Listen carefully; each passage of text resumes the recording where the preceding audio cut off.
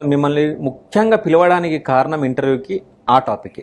అసలు uniform civil code అంటే ఎవరికి తెలియదు, ఇంక్లూడింగ్ మా కెమెరామెన్ కూడా తెలియదు. అసలు యూనిఫామ్ సివిల్ కోడ్ అంటే ఏంటి?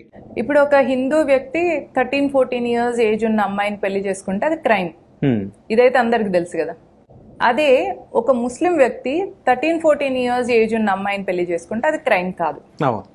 నెక్స్ట్, ఒక హిందూ వ్యక్తి భార్య బ్రతికుండగా ఇంకొక పెళ్లి చేసుకుంటే అది క్రైమ్, బైగామి అంటారు. అదే ఒక ముస్లిం వ్యక్తి భార్య బ్రతికుండగా నలుగురిని పెళ్లి చేసుకోవచ్చు. సో ఇది పాలిగమి వాళ్ళకుంది. నెక్స్ట్, ఒక హిందూ వ్యక్తి భార్యను కట్నం తీసుకురమ్మని కొట్టిన, భార్య పట్ల డొమెస్టిక్ వైలెన్స్ చేసిన 498 సెక్షన్ కింద డొమెస్టిక్ వైలెన్స్ కేసు రిజిస్టర్ చేయొచ్చు. అదే ఒక ముస్లిం వ్యక్తి తన భార్యను కొట్టినా తిట్టినా వాళ్లకు హరాస్మెంట్, డొమెస్టిక్ వైలెన్స్ కింద వాళ్ళ మీద కేసు బుక్ చేయడానికి లేదు. సో దేశం ఇట్లా ఉంటే బాగుంటుందా? ఒక హిందూ వ్యక్తి తనకిద్దరు కూతుర్లుంటే ఇద్దరు కూతుర్లని తన ఆస్తికి వారసులుగా ప్రకటించుకోవచ్చు. సో ఆయన హ్యాపీగా వాళ్ళ కూతుర్లకు ఇచ్చేయచ్చు ఆస్తి.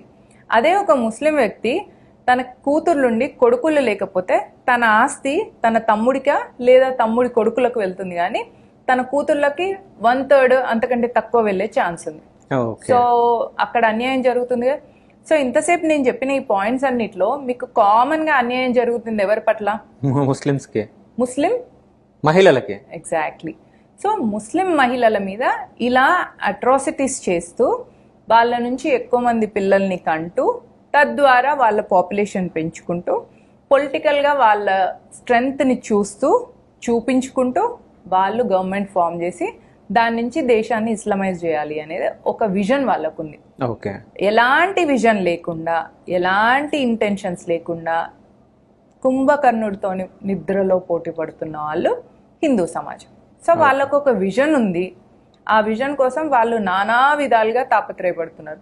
అది కేరళ ఫైల్స్ కానీ, కశ్మీర్ ఫైల్స్ కానీ, అజ్మేర్ కానీ, ఏ ఫైల్స్ అన్నా కానీ మీరు కావాలంటే తెలంగాణ ఫైల్స్ కూడా చూడండి. నిజాం కాలంలో తెలంగాణ హిందూ ఆడపడుచులను నగ్నంగా బతుకమ్మ ఆడించడం, హిందూ మగవాళ్ళని నించోబెట్టి కాల్చేయడం, పిల్లల్ని రాళ్ళకేసి బండ మీద మోపి చంపేయడం తల్లుల ముందు. సో ఇలాంటివన్నీ కూడా తెలంగాణ ఫైల్స్ కూడా ఉన్నాయి. సో ఈ ఫైల్స్ అన్ని ఎందుకు చేస్తున్నారు? వాళ్ళకు ఒక విజన్ ఉంది, భారత్ని ఇస్లాం కంట్రీ చేయాలి. మరి మనకేదోటి ఉండాలి కదా, మనకు కూడా భారత్ని హిందూ కంట్రీ చేసుకోవాలని ఉండాలి కదా.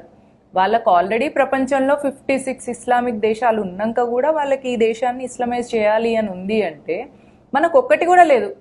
అవి ఉన్న ఈ ఒక్క దానిలో మనం మెజారిటీ ఉన్నాం. దీన్నన్నా కాపాడుకోకపోతే మనం మూర్ఖులం అవుతామా, లేకపోతే తెలివి లేని దద్దమలం అవుతామా, ఏమవుతాం మనం? సో మరి మనం ఏం చేస్తున్నాం? సరే, మన లాంటి ఎలైట్ పీపుల్ కంటే తెలియట్లేదు అనుకోండి, మనం అన్ఎడ్యుకేటెడ్ పీపుల్ని ఎడ్యుకేట్ చేయాలి కదా ఈ విషయంగా. సో నేను అందుకే దానికి ఎకో సిస్టమ్ మనకు లేకపోవడమే మన దగ్గర ఉన్న పెద్ద ప్రాబ్లం. సో ఎండోమెంట్ గవర్నమెంట్ నుంచి కంట్రోల్ తప్పిస్తే మోస్ట్ ఆఫ్ ద హిందూస్ అందరు యునైట్ అయిపోతారు. ఇది నాకు తెలిసిన solution. I may be wrong or అంతకంటే బెటర్ సొల్యూషన్ కూడా తెలిసి ఉంటుంది పెద్దవాళ్ళకు, బట్ నాకు తెలిసిన సొల్యూషన్ అది.